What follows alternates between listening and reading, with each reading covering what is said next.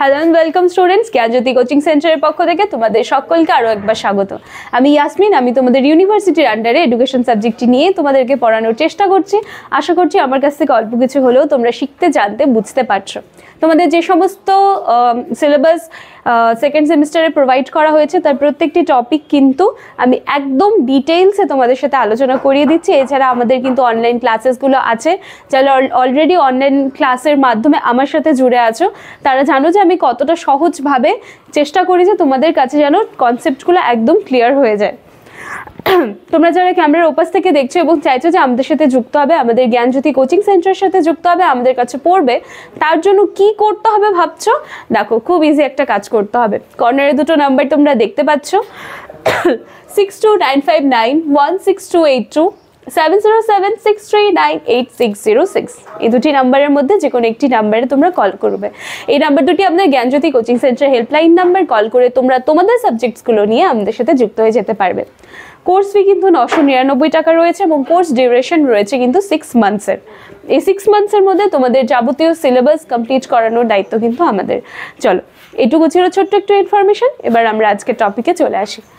আমাদের ইউনিট 3 চলছিল growth and development, এবং এটার মধ্যে এরিকসনের থিওরি টার্ম চলছিল।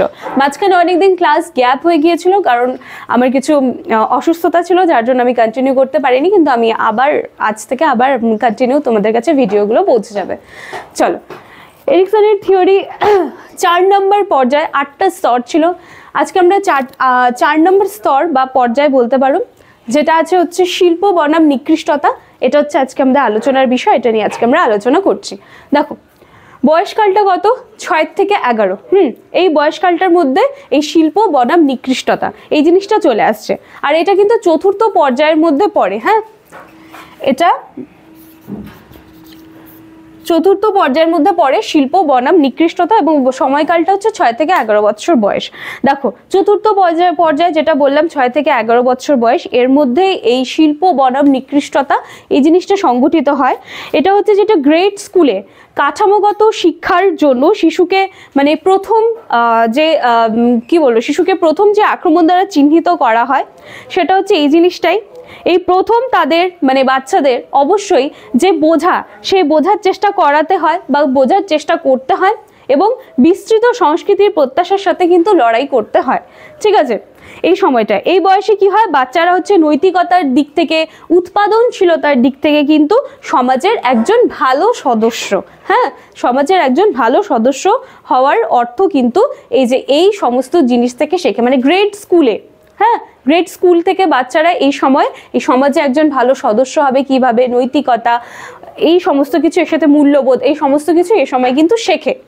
ঠিক আছে, এরপরে যে দেখো, এগুলো শেখার সময় যে শিশুরা বিশ্বাস করে যে তারা সমাজে সঠিকভাবে কাজ করতে পারে না, হ্যাঁ, তাদের মধ্যে কিন্তু ওই হীনমন্যতা, যেটা হচ্ছে তোমার কনফিডেন্সটা আস্তে আস্তে লো হয়ে আসছে, এই ব্যাপারটা কিন্তু সেই শিশুদের মধ্যে কাজ করবে।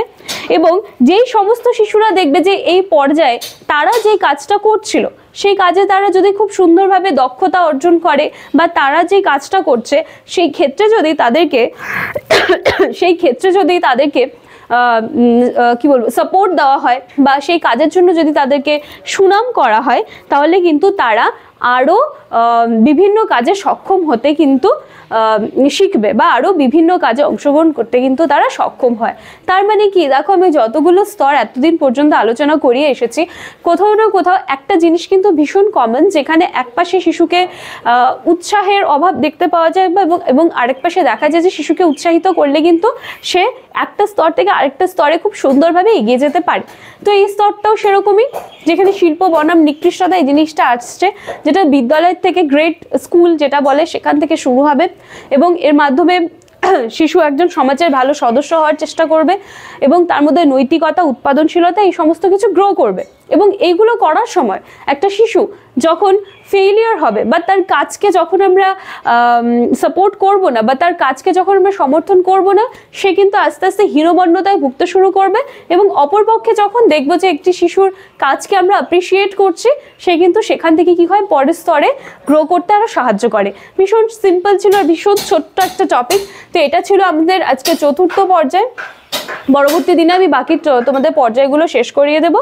তো আজকের ভিডিও এইটুকুই ছিল। আমাদের কিন্তু অনলাইন ক্লাসেস প্রত্যেকজন টিচার, যতজন টিচার আমাদের এখানে তোমাদেরকে পড়ান, আমাদের সবার কিন্তু অনলাইন ক্লাসেস স্টার্ট হয়ে গেছে এবং আস্তে আস্তে কিন্তু তোমরা সবাই এক্সামের দিকে এগোচ্ছ। সেজন্য এখনও যারা ভাবছো যে যুক্ত হব করছো, যেন দেরি না করে কিন্তু যত তাড়াতাড়ি সম্ভব আমাদের সাথে যুক্ত হয়ে যাও। চলো আজকের ভিডিও এইটুকুই থাকছে। যারা আজকের ভিডিও অবধি এখানে এসে পৌঁছেছো এবং এরিকসন থিওরি কি কোনো কনসেপ্টই নেই, তারা কাইন্ডলি আমার আগের ভিডিওগুলো একটু দেখে এসো, সেখানে আমি ডিটেলসে কিন্তু আলোচনা করিয়ে দিয়েছি। চলো আজকের ভিডিও এইটুকুই থাকছে। ভিডিওটি ভালো লাগলে লাইক, কমেন্ট, শেয়ার, সাবস্ক্রাইব করতে ভুলবে না। নিজেরা দেখবে এবং নিজেদের বন্ধু বান্ধবীদের মধ্যে শেয়ার করে দেবে। আজকের ভিডিও এইটুকুই থাকছে। Thank you.